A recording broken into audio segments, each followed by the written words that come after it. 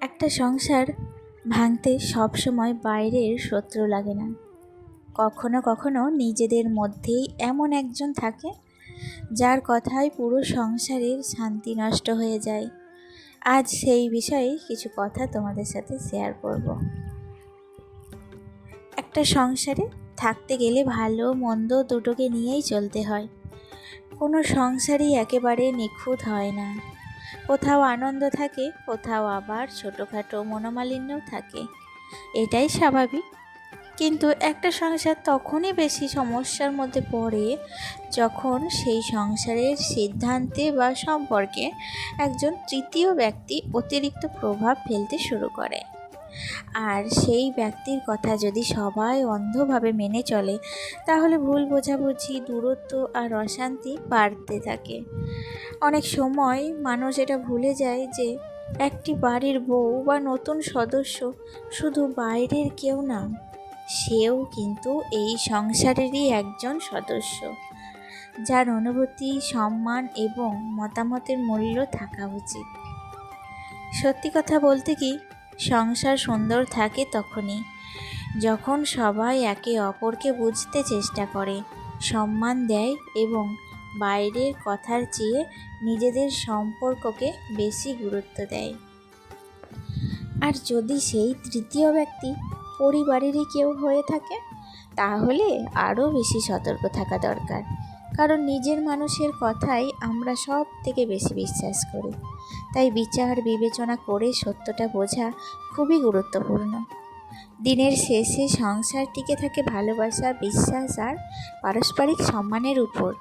এই তিনটি জিনিস ঠিক থাকলে অনেক বড় সমস্যাও সহজে সমাধান করা যায়। তোমাদের কি মতামত? সংসারের শান্তি বজায় রাখতে সব থেকে গুরুত্বপূর্ণ বিষয় কোনটা? কমেন্টে জানিও আমাকে। নমস্কার, কেমন আছো সবাই? আশা করি সবাই খুব ভালো আছো। আমরাও বেশ ভালো আছি। আমি সুমি। আজকে আমার আরও একটি নতুন ব্লগে তোমাদের অনেক অনেক স্বাগত জানাই। সকালবেলাতেই বাসি কাজগুলো যখন করছিলাম, হঠাৎ করেই ছোট ননদের ফোন এসেছিল। আর আমি ফোনটা কানে নিয়েই কিন্তু সমস্ত কাজগুলো করছিলাম। বেকার সকালবেলায় যদি ফোনটা বসে বসে করতাম না, অনেকটা সময় নষ্ট হয়ে যেত। তাই জন্য একদিকে ফোনে কথা বলছিলাম আর অন্যদিকে কাজটাও করছিলাম। মানে এক হাতে চারিদিক সামলানো যেটাকে বলে আর কি। কোনো হেল্পিং হ্যান্ড নেই জানো তো আমার। সকাল থেকে রাত অবধি সমস্ত দায় দায়িত্ব কর্তব্য একা হাতে আমাকে কমপ্লিট করতে হয়।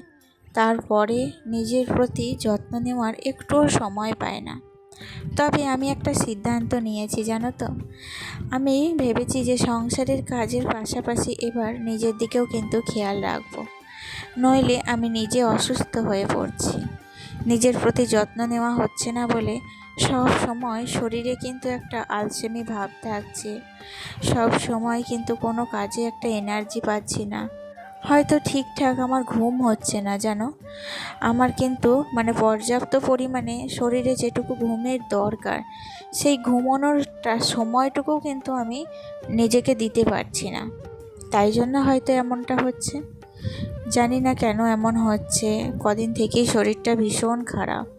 তাই জন্য গত পরশুদিন আমি ভিডিও দিতে পারিনি, একটুখানি রেস্ট নিয়েছিলাম। যাই হোক, এদিকে দেখো তোমাদের সাথে কথা বলতে বলতে না নিচের সমস্ত কাজ সেরে ফেলেছি। আর সকালবেলায় আকাশে কিন্তু বেশ ভালো রোদ করেছিল। তার সাথে কিছু জামা কাপড় ছিল যেগুলো কাচাকুচি করে এখন কিন্তু ছাদে মেলে দিয়েছি। আর কদিন থেকে বাজারও আসছে না, সবজি পাচ্ছি না, কিছু মাছ ডিম কোনো কিছুই পাওয়া যাচ্ছে না। আমি ছাদে এসেই দেখলাম যে একটা দাদা শাক বিক্রি করতে এসছে। বিভিন্ন রকম শাক ছিল সেখানে। তো আমি ছাদ থেকে তাড়াতাড়ি করে নেমে এসে তার কাছে একটু শাক আর বেগুন কিনে নিয়েছিলাম। তারপরে দেখো, আমি কিন্তু গরম জল বসিয়েছি। এটা আমি আগে করতাম যেন, মাঝখানে আবার ছেড়ে দিয়েছিলাম। তো আবার কিন্তু নতুনভাবে আমার নিজের প্রতি যত্ন নেওয়াটা শুরু করেছি। সকালবেলায় আমি কিন্তু আর আগের মতো চা খাই না। আমি গত দুদিন হলো গরম জল আর লেবু এটাই কিন্তু সকালে 1 গ্লাস করে খেয়ে নিচ্ছি। তারপর সকালের ব্রেকফাস্টটা আগে অনেকটা দেরি হয়ে যেত কাজ করতে করতে, কখন যে ব্রেকফাস্ট খেতাম নিজেই ভুলে যেতাম। তো এখন কিন্তু আমি আর সেটা করছি না। এখন আমি সকাল 10টার মধ্যে আমার সকালের জলখাবার খাওয়াটা কমপ্লিট করে নেওয়ার চেষ্টা করছি। তাতে করে আমার শরীরের কিন্তু মেটাবলিজম বাড়বে এবং আমার শরীরে আরও অনেক এনার্জি হবে। যাই হোক, জানি না কতটুকু উপকৃত হব, তবুও চেষ্টা করছি।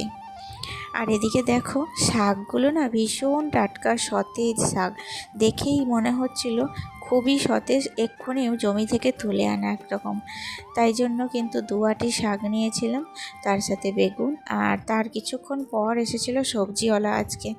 আজকে সবজিওয়ালা এসে বলছে বাকি 10 দিন আবার আসতে পারবে না, তাই জন্য একটু বেশি করে সবজি নিয়ে নিয়েছি। যাই হোক, কালকে আবার মঙ্গলবার আছে, কালকে শেষ মঙ্গলচণ্ডী, তাই জন্য কালকে কিন্তু আবার নিরামিষ রান্নাবান্না হবে। ধোয়া মোছা সবটাই আবার নতুন করে করতে হবে। আর পটলগুলো না বেশ সতেজ ছিল, সবজিগুলো বেশ ভালো ছিল, তাই জন্য অনেকখানি করে নিয়ে নিয়েছি। তারপর সবজিগুলো কাটাকুটি করে রান্নাটাও বসিয়ে দিয়েছিলাম। আসলে দেখলাম শরীরে যখন আলসেমি আছে তখন দেখলাম ভারী কাজগুলোই আগে করি। আর আমার সংসারে সবথেকে ভারী কাজ বলে আমি রান্নাটাকেই মনে করি। যেন রান্না আমার দ্বারা খুব একটা হয় না, খুবই যে রান্না করতে ভালোবাসি সেটাও কিন্তু না। ওই প্রতিদিন সংসারে দায়িত্ব কর্তব্য থেকে যে কাজগুলো না করলেই নয়, তার মধ্যে রান্নাটাও কিন্তু একটা। ফাইনালি রান্নাবান্না কী হয়েছে সেটাই তোমাদের সাথে শেয়ার করলাম। রান্নাবান্না কমপ্লিট হয়ে গেছে। একটু কচু সিদ্ধ করেছিলাম, ভীষণ ভালো লাগে যেন, একটু তেল লঙ্কা জিরে দিয়ে কচু সিদ্ধ খেতে বেশ ভালো লাগে। ওটাকে মেখে তারপর এখন কিন্তু গ্যাস ওভেনটা মুছে নেব। ততক্ষণে আকাশে উঠেছিল প্রচুর মেঘ, এত মেঘ উঠেছিল আমি ভাবলাম এক্ষুনি হয়তো কারেন্ট চলে যাবে। আর কারেন্ট চলে গেলে আমি কিন্তু মোটরে জল তোলাও কমপ্লিট করতে পারিনি, গ্যাসটাও মুছতে পারিনি। তো গ্যাসটা মোছা মানে এখানটায় যদি কারেন্ট চলে যায়, এত অন্ধকার হয়, তাহলে আর তোমাদের সাথে শেয়ার করতে পারবো না। খুব তাড়াহুড়োর মধ্যে দিয়ে সমস্ত কাজ কমপ্লিট করেছিলাম। আকাশে মেঘও উঠেছে, মেঘ গর্জন করে কিন্তু ডাকতেও শুরু করে দিয়েছিল। তখনও ছেলেকে স্নান করানো আমার কমপ্লিট হয়নি। যাই হোক, এদিকে মেঘটা আস্তে আস্তে ততক্ষণে আমি চলে এসেছিলাম বেডরুমে। আসলে সকাল থেকে বাবু এখানেই বসেছিল, আর আজকে ভাবছিলাম যে বেড কভারটা চেঞ্জ করব। তাই জন্য পুরনো বেড কভারটা তুলে নিলাম। আর বিছানার তলে আমার তো একটা বেড কভার পাতাই থাকে, সেই বেড কভারটাকে ভালো করে ঝেড়ে আবার টান টান করে পেতে দিলাম। তারপর উপরে তখন আরেকটা বেড কভার, কাঁচা বেড কভার ভালো করে পেতে দেব। আসলে কি বলো তো, একটু সমস্যা হচ্ছে, ঘর বাড়িতে রং করছে তো, ওপরের ঘরগুলো কদিন থেকে তোমাদের সাথে শেয়ার করতে পারি না, কারণ ওপরের দিকটা আমি তেমন একটা যাচ্ছি না। আসলে একটা ঘরের রং করছে তো, সেই ঘরে প্রচুর মালপত্র ছিল, মালপত্রগুলো সমস্তটা বাইরে বের করা আছে। বারান্দা বোঝাই লোড হয়ে আছে সমস্ত মালপত্রে, মানে একটা পা দিয়ে আর একটা পা দিয়ে যে হাঁটবে সেই জায়গাটুকুও নেই। আর এই ঘরেও কিছুটা মালপত্র ভরা আছে, তাই জন্য ওপরটা পুরো কিন্তু একদম গ্যারেজ হয়ে আছে। যাই হোক, এখন কিন্তু একটা ঘরের পুটি করা কমপ্লিট হয়ে গেছে, আর রঙটা কাল থেকে করতে শুরু করে দেবে। ফাইনাল লুক যখন ঘরের সমস্ত কমপ্লিট হয়ে যাবে, তখন কিন্তু তোমাদের আমি একটা ঘর সম্পূর্ণভাবে দেখিয়ে দেব যে আমি কি রং করলাম, কিভাবে ডিজাইন করলাম, সবটা তোমাদের সাথে শেয়ার করব। তার জন্য এখনও বেশ কিছুদিন তোমাদের অপেক্ষা করতে হবে। জানোই তো বাড়িতে মিস্ত্রি লাগলে কতটা অসুবিধা হয়, তার পেছনেও অনেকখানি খাটনি থাকে। তাদেরকে বারবার চা করে দেওয়া, তাদেরকে খেতে দেওয়া, তাদেরকে এটা ওটা দেখিয়ে দেওয়া, হাতের কাছে সব কিছু দেওয়া, এগুলো করতে করতে না আরও অনেকটা সময় পেরিয়ে যাচ্ছে। সব দিক সামলে এবার এসেছি ছাদে। আর আমি যখনই ছাদে জামা কাপড় তুলতে আসবো, বাবু সব সময় কিন্তু আমার সাথে আসার জন্য বায়না করে। জানি না ও কেন এত ভালোবাসে জামা কাপড় তুলতে আসতে। আমি কিন্তু ওর ভালো লাগাগুলোকে কখনো বাধা দিই না। তো যখন একটু বকার প্রয়োজন হয় তখন তো বাচ্চাদের বকতেই হবে, নইলে বাচ্চারা কিন্তু ঠিক পথে এগোবে না। ও যখন একটু ভুল পথে যায় তখন সঠিক পথটা তো আমাদের দেখিয়ে দিতেই হবে, এটাই তো মা বাবার কর্তব্য, তাই না? তো দেখো সমস্ত জামা কাপড়গুলো তুলে এক জায়গায় কিন্তু জড়ো করে দিল, আর বাকি তারপর আমি সমস্তটা তুলেছিলাম। এদিকে দেখো ছাদে খুব সুন্দর হাওয়া দিচ্ছিল।